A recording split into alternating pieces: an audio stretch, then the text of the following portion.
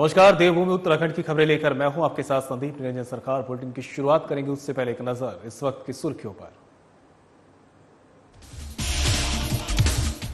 लालकुआ बाना superfast train को मिली हरी झंडी। सीएम धामी ने वर्चुअल माध्यम से हरी झंडी दिखाकर ट्रेन को किया रवाना। पीएम मोदी और रेल मंत्री का आभार जताया। देहरादून में गोरखा दशहरा दीपावली संस्कृत महोत्सव का समापन। कैबिनेट मंत्री गणेश जोशी ने किया प्रतिभाग। नेपाली गानों पर थिरकते नजर आए मंत्री जोशी।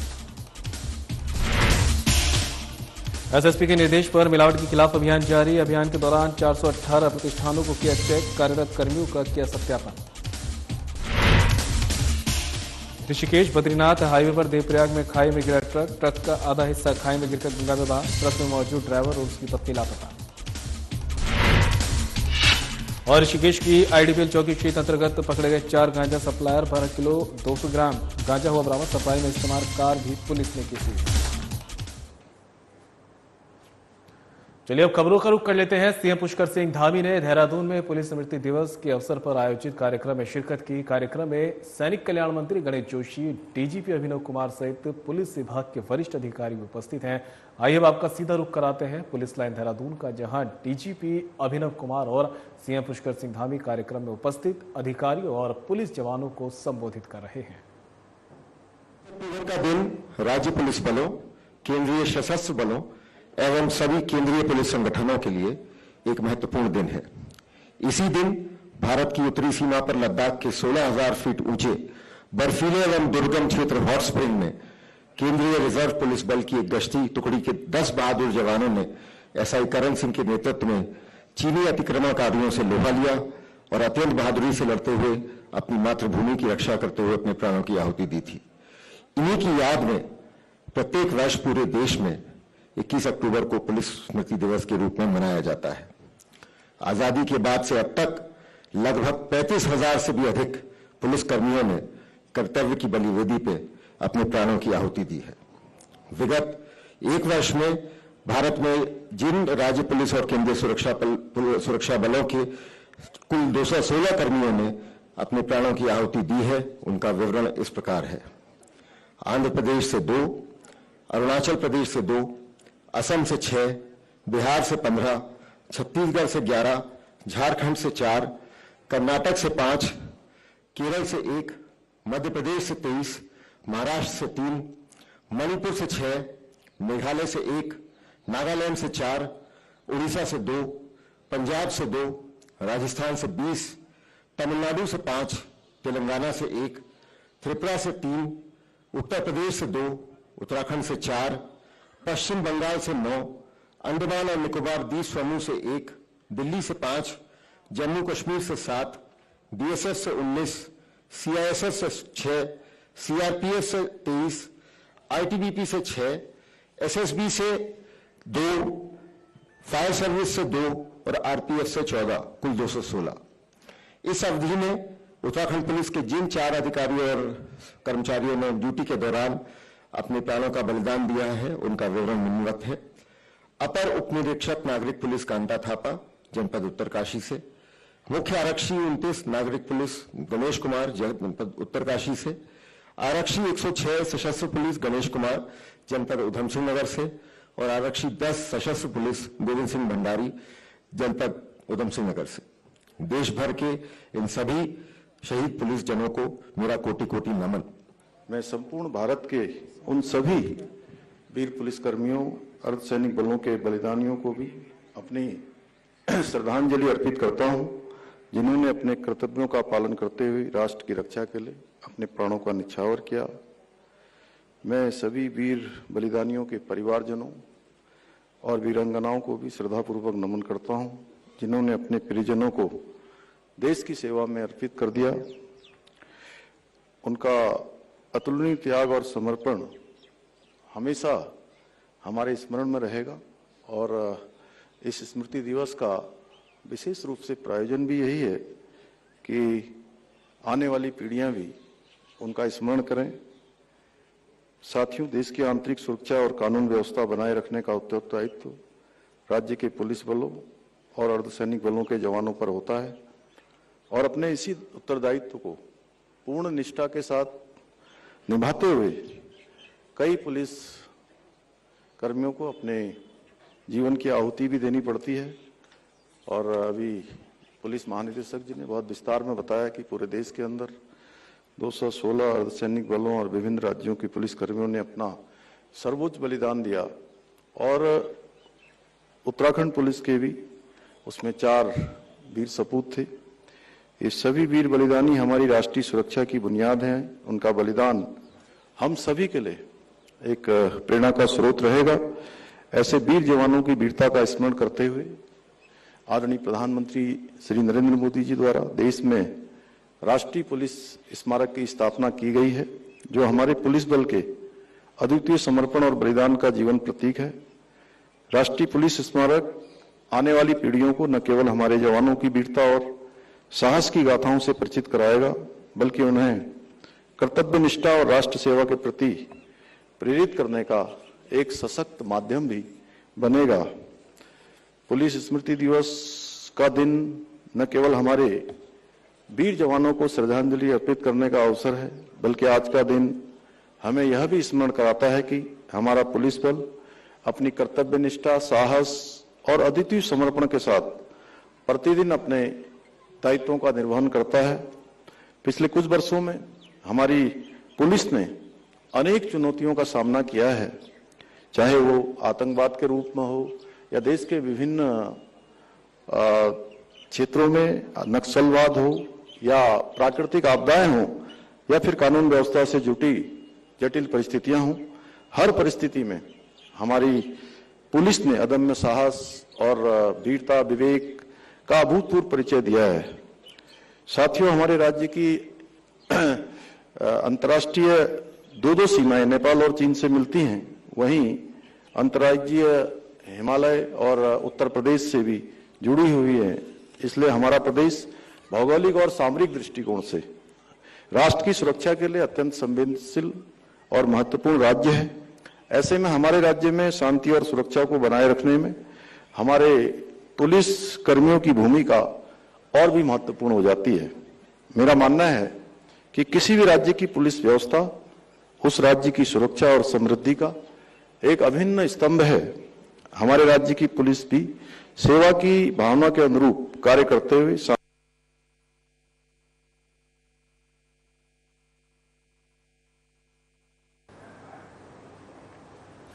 कैबिनेट मंत्री गणेश जोशी ने गढ़ी कैंट देहरादून में वीर गोरखा कल्याण समिति की ओर से आयोजित गोरखा दशे दीपावली सांस्कृतिक महोत्सव 2024 के समापन कार्यक्रम में बतौर मुख्य अतिथि प्रतिभाग किया।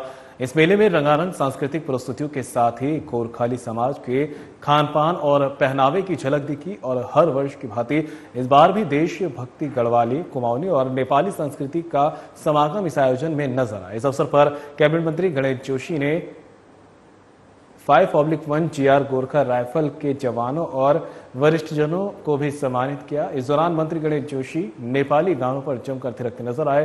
कैबिनेट मंत्री गणेश जोशी ने कहा कि इस प्रकार के आयोजन हमारी संस्कृति के प्रचार प्रसार और उसके संरक्षण और संवर्धन के कार्य करने के साथ ही आगामी युवा पीढ़ी को अपनी समृद्ध संस्कृति से जोड़ने का भी कार्य करती है। साथ ही कहा कि भारतीय सेना में गोरखाली समाज का बड़ा अहम योगदान रहा है। उन्होंने कहा कि किसी भी समाज की पहचान उसकी सांस्कृतिक विरासत से होती है और अपनी संस्कृति को जिंदा रखने का काम यह संस्था कर रही है। इसी के साथ मंत्री ने कहा कि इस समाज ने मुझे बहुत प्यार और स्नेह दिया है। इसके लिए कैबिनेट मंत्री गणेश जोशी ने सभी का आभार भी व्यक्त किया।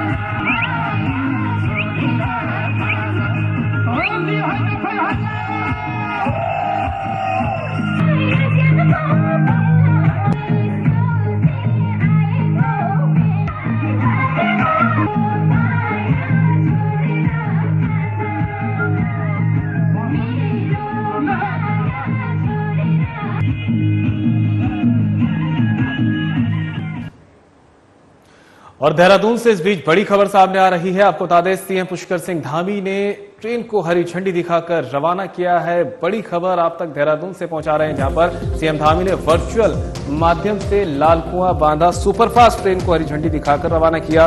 पीएम नरेंद्र मोदी और रेल मंत्री अश्विनी वैष्णव का जताया आभार। बाबा कैंची धाम के आशीर्वाद से लाल कुआं से बांदा के बीच ट्रेन संचालन का सपना हुआ पूरा, कहना है सीएम धामी का।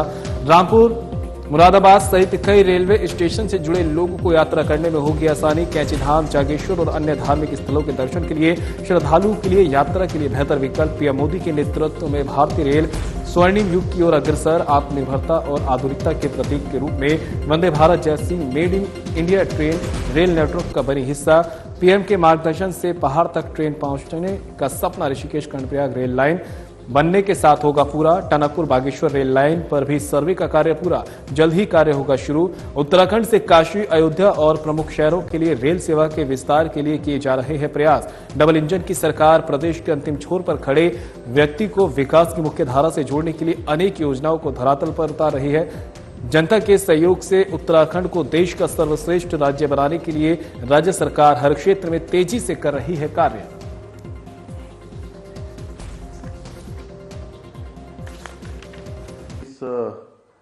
रेल के संचालन के लिए, जिसके कारण से हमारे मुंबई से उत्तराखंड आने वाले, कुमाऊं क्षेत्र में आने वाले, हल्द्वानी, अल्मोड़ा, पिथौरागढ़ आसपास के क्षेत्रों में बहुत सारे लोग जो यहाँ से, जिनका घर है, यहाँ आना जाना होता है, उनके लिए भी बहुत सुविधा हुई है। मैं इसके लिए आदरणीय प्रधानमंत्री जी का और आदरणीय रेल मंत्री जी का दिल से आभार प्रकट करता हूँ। भाइयों बहनों, इस रेल के संचालन से लाल कुआं बांद्रा एक्सप्रेस के रामपुर, मुरादाबाद, गाजियाबाद, हजरत निजामुद्दीन, मथुरा, सवाई माधोपुर, कोटा, बड़ोदरा, सूरत आदि रेलवे स्टेशनों से जुड़े लोगों को यात्रा करने का आसानी से विकल्प भी मिलेगा और उनका समय भी बचेगा। जहां तराई के लोगों को भी इससे काफ़ी मदद मिलेगी। ये सेवा कैंची धाम, जागेश्वर, हमारे जो आज बहुत ही धार्मिक स्थान हैं, उन स्थानों के लिए भी दर्शन करने वाले जो पर्यटक हैं, श्रद्धालु हैं, उन सभी को यातायात का एक बेहतर विकल्प उन सबको देने वाली है, विकल्प मिलने वाला है। आज प्रधानमंत्री जी के नेतृत्व में भारत की रेल स्वर्णिम युग की ओर हम बढ़ रहे हैं और 2014 के बाद से भारतीय रेल के एक नए रूप में हमारे सम्मुख है। तो वहीं कैबिनेट मंत्री गणेश जोशी ने एमटीडीए द्वारा स्वीकृत मसूरी विधानसभा के कई क्षेत्रों में विभिन्न सीसी सड़क निर्माण कार्यों का भूमि पूजन किया है। इस दौरान कैबिनेट मंत्री गणेश जोशी ने एमटीडीए के अधिकारियों को निर्माण में सामग्री की गुणवत्ता का विशेष ध्यान देने और निर्धारित समय सीमा के भीतर निर्माण कार्य पूर्ण करने के भी निर्देश दिए। कैबिनेट मंत्री गणेश जोशी ने कहा कि प्रदेश की धामी सरकार आम जनमानस की भावनाओं के अनुरूप कार्य कर रही है। सरकार सबका साथ, सबका विकास और सबका विश्वास नारे के ध्येय वाक्य के साथ ही आम जनमानस को मूलभूत सुविधाओं को सुदृढ़ करने की दिशा में निरंतर प्रयासरत है।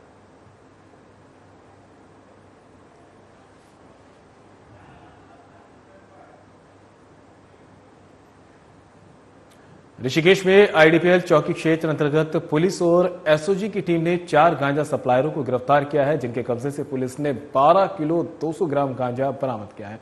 आरोपियों को पुलिस ने कोर्ट के आदेश पर मुकदमा दर्ज करने के बाद जेल पहुंचा दिया। देहात एसपी लोकजीत सिंह ने बताया कि त्योहारी सीजन को देखते हुए कोतवाल राजेंद्र सिंह खोलिया के निर्देश पर पुलिस और एसओजी की टीम आईडीपीएल के गोल चक्कर पर वाहनों और संदिग्धों की चेकिंग कर रही थी। इस दौरान एक संदिग्ध कार को पुलिस ने चेकिंग के लिए रोका। तलाशी लेने पर कार से पुलिस को गांजा बरामद हुआ। कार सवार 4 युवकों को गांजा सप्लाई करते हुए आरोप में पुलिस ने गिरफ्तार किया है, जिनकी पहचान तुषार, कवलजीत, नितिन और प्रशांत के रूप में हुई है। चारों आरोपी मेरठ के रहने वाले हैं। आईडीपीएल चौकी प्रभारी कविंद्र राणा को पूछताछ में आरोपियों ने बताया कि दीपावली पर रकम की जरूरत होने पर उन्होंने शॉर्टकट के रूप में कमाने के लालच में गांजा सप्लाई पहली बार किया और पकड़े गए। पुलिस ने तस्करी में इस्तेमाल कार को भी कब्जे में लेकर सीज कर दिया है।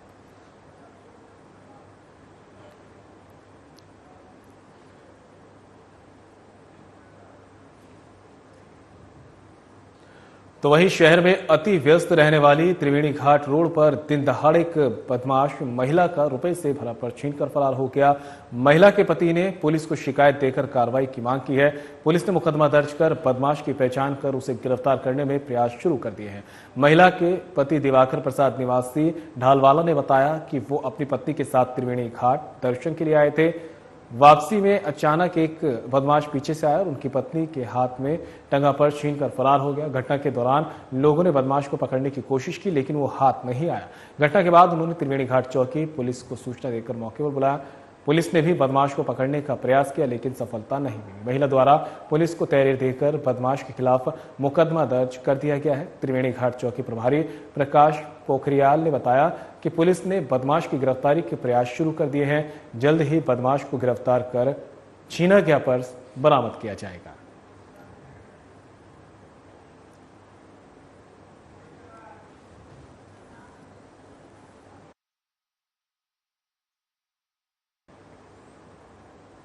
और देहरादून से इस बीच बड़ी खबर सामने आ रही है। आपको बता दें, मिलावट को लेकर पुलिस ने बड़ा अभियान छेड़ा हुआ है। बड़ी खबर पहुंचा रहे हैं आप तक। एसएसपी अजय सिंह के निर्देश पर पेय और खाद्य पदार्थों में मिलावट के खिलाफ पुलिस ताबड़तोड़ कार्रवाई कर रही है। सड़क किनारे स्थित होटल, ढाबों, रेस्टोरेंट, फूड स्टॉलों और फूड वैनों पर यह अभियान चलाया गया।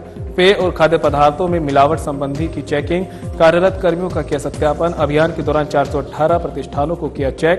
138 संचालकों के खिलाफ प्रतिष्ठानों में गंदगी पाए जाने पर काटे गए चालान। तो बड़ी खबर आप तक पहुंचाई जा रही है देहरादून से, जहां पर त्योहारी सीजन में मिलावट को लेकर अब पुलिस एक्शन मोड में नजर आ रही है। एसएसपी अजय सिंह के निर्देश पर पेय और खाद्य पदार्थों में मिलावट के खिलाफ पुलिस ने ताबड़तोड़ छापेमारी की है और अभियान लगातार जारी है। सड़क किनारे स्थित होटल, ढाबों, रेस्टोरेंट, फूड स्टॉल और फूड वेंडरों पर यह अभियान चलाया गया है। पेय और खाद्य पदार्थों में मिलावट संबंधी चेकिंग की गई है। कार्यरत कर्मियों का भी सत्यापन इस दौरान किया गया। अभियान के दौरान 418 प्रतिष्ठानों को चेक किया गया है। 138 संचालकों के खिलाफ प्रतिष्ठानों में गंदगी पाए जाने पर उनके चालान भी काटे गए हैं।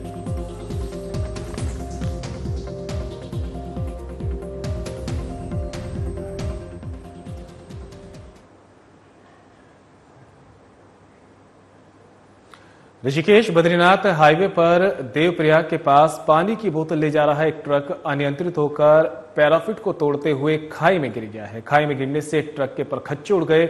घटना में ट्रक के ड्राइवर का कैबिन चिचिस से टूटकर गंगा में समा गया। घटना की सूचना मिलते ही देवप्रयाग थाना प्रभारी महिपाल सिंह रावत पुलिस और एसडीआरएफ की टीम को लेकर मौके पर पहुंचे।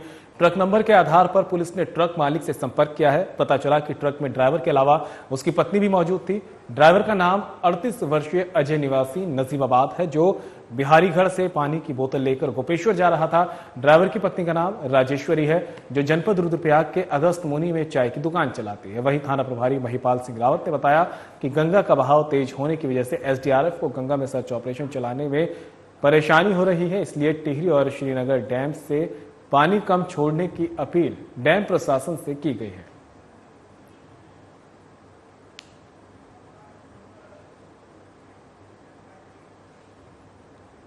तो वही खबर पर ज्यादा जानकारी के लिए ऋषिकेश से हमारे सहयोगी दीपक नारंग हमारे साथ जुड़ गए हैं। दीपक, एक ट्रक हादसे का शिकार हो गया है। बताया जा रहा है कि इस हादसे में ट्रक ड्राइवर के साथ साथ उसकी पत्नी भी इसका हादसे का शिकार हुई है। हालांकि एसडीआरएफ की टीम मौके पर पहुंची, प्रशासन लगातार दोनों को खोजने में जुटा है, लेकिन अभी तक दोनों का पता नहीं चल पाया। क्या कुछ अपडेट है अभी तक? देखिए, बहुत बड़ा दुखद हादसा हुआ है आज। ये एक पानी की बोतल लेकर एक ट्रक जो है ये जा रहा था पहाड़ से देवप्रयाग की तरफ होते हुए, तो अचानक जो है इसका नियंत्रित खो दिया इसने ड्राइवर ने, और जो है ये ट्रक जो है गंगा में नीचे गिर गया। पहले ये खाई में गिरा और खाई में गिरने के बाद इसके परकच्चे उड़े और फिर इसका आगे का जो हिस्सा होता है जिसमें ड्राइवर बैठा होता है वो जो है गंगा में समा गया। बताया ये जा रहा है कि जिसमें ड्राइवर अपनी पत्नी के साथ जा रहा था। पत्नी जनपद रुद्रप्रयाग के अगस्तमुनि क्षेत्र में जो है चाय की दुकान चलाती है और वो काफी दिनों से अपने घर पर आई हुई थी और त्योहार करने के बाद जो है वापस जा रही थी अपने पति के साथ में। लेकिन इस दुखद हादसे में पति पत्नी का अभी तक कुछ पता नहीं चला है। पुलिस देवप्रयाग से मौके पर पहुंची हुई है, एसडीआरएफ की टीम भी मौके पर पहुंची हुई है। सुबह से गंगा के आसपास के इलाके में छानबीन भी की गई है, लेकिन अभी तक पति पत्नी का कुछ पता नहीं चला है। इसलिए प्रशासन ने जो है टिहरी और श्रीनगर डैम प्रशासन से निवेदन किया है कि वो पानी को कुछ देर तक के लिए रोकें, जिससे कि पानी का जलस्तर कुछ कम हो जाए और जो ट्रक का आगे का हिस्सा जो नदी में गंगा में डूबा है उसका कुछ हिस्सा दिखाई दे सके, तो अंदाजा लग पाएगा कि आखिरकार पति पत्नी केबिन में फंसे हुए हैं या वो गंगा में बह गए। उस आधार पर इसमें अग्रिम सर्च ऑपरेशन चलाया जाएगा। फिलहाल एसडीआरएफ की टीम ने ऋषिकेश की और जितने भी स्टेशन पड़ते हैं, ब्यासी है, रामझूला है, लक्ष्मण झूला के आसपास भी जो है अपनी निगरानी शुरू कर दी है कि हो सकता है केबिन से छिटकने के बाद पति पत्नी गंगा में बहे हों और वो कहीं ना कहीं आगे मिल जाए। तो कह सकते हैं अभी तक सर्च ऑपरेशन लगातार जारी है, लेकिन अभी तक पति पत्नी का कुछ पता नहीं चला। बिल्कुल दीपक, आगे भी आपसे अपडेट लेते रहेंगे, नजर बनाए रखिएगा। फिलहाल आपका तमाम जानकारी के लिए धन्यवाद। और इस बीच नैनीताल से बड़ी खबर सामने आ रही है। आपको बता दें, कांग्रेस ने यहां पर जन आक्रोश रैली निकाली है। बड़ी खबर आप तक पहुंचा रहे हैं। प्रदेश अध्यक्ष करण माहरा और नेता प्रतिपक्ष यशपाल आर्य के नेतृत्व में निकाली गई रैली में विधायक सहित वरिष्ठ नेता और पदाधिकारी रहे मौजूद। कुमाऊं कमिश्नरी का किया घेराव, राज्य सरकार के खिलाफ की जमकर नारेबाजी, सरकार के खिलाफ जमकर बरस के कांग्रेस समर्थक जल जंगल जमीन को लेकर सरकार पर उठाए सवाल। महिलाओं के साथ हो रहा है अत्याचार और जुल्म, ये कहना है नेता प्रतिपक्ष यशपाल आर्य का। बीजेपी सरकार जनता के साथ कर रही है खिलवाड़, विभिन्न मुद्दों को लेकर कांग्रेस सरकार को जगाने का कर रही है प्रयास। बीजेपी के अहंकारी और भ्रष्टाचारी सरकार को सत्ता से बेदखल करने का कांग्रेस का है लक्ष्य। सत्ता पाना कांग्रेस का मकसद नहीं। नदियों को हैदराबाद की कंपनियों को बेचा, स्मार्ट मीटरों को कांग्रेस करेगी विरोध। राज्य आंदोलनकारियों के सपनों को कर रही है सरकार ध्वस्त। बीजेपी सरकार ने देवभूमि को कलंकित करने का किया काम, ये कहना है करण माहरा का। 2.5 साल में सरकार ने जनता की भावनाओं के साथ किया खिलवाड़, जनता के विश्वास और भरोसे को तोड़ा। नौजवानों के हाथों में रोजगार नहीं, कांग्रेस नहीं करेगी बर्दाश्त। आप तक ये खबर नैनीताल से पहुंचा रहे हैं, जहां पर कांग्रेस ने सरकार के खिलाफ मोर्चा खोल दिया है और जन आक्रोश रैली निकाली गई है। रैली का नेतृत्व प्रदेश अध्यक्ष करण माहरा और नेता प्रतिपक्ष यशपाल आर्य ने किया है। रैली में विधायक सहित वरिष्ठ नेता और पदाधिकारी भी मौजूद रहे।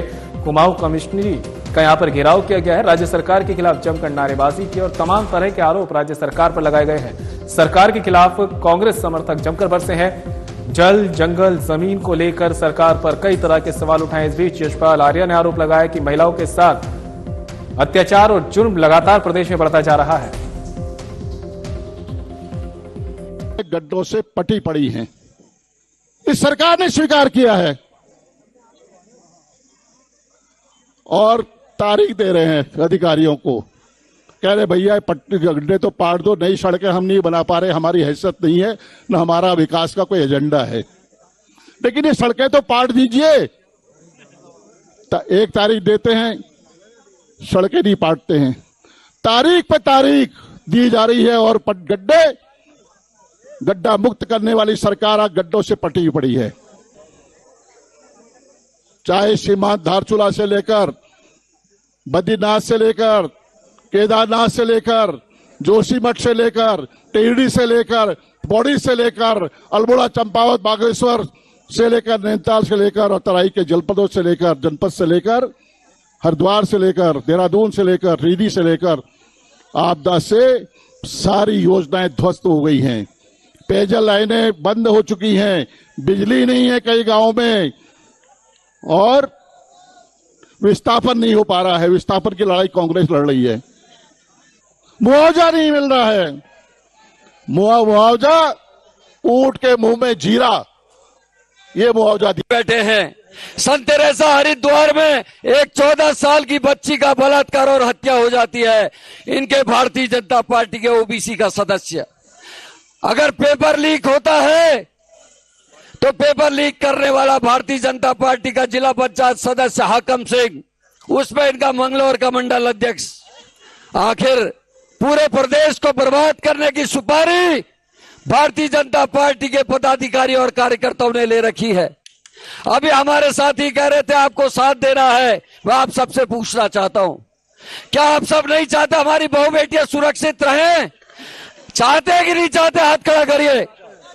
अगर चाहते हैं तो अपने लिए, अपनी बहु बेटियों के लिए लड़ना है। अगर चाहते हो आपके बच्चों की नौकरियां लगे और वो आगे ईमानदारी से जीवन यापन करें, तो अपने बच्चों की नौकरियों के लिए हमको लड़ाई लड़नी है।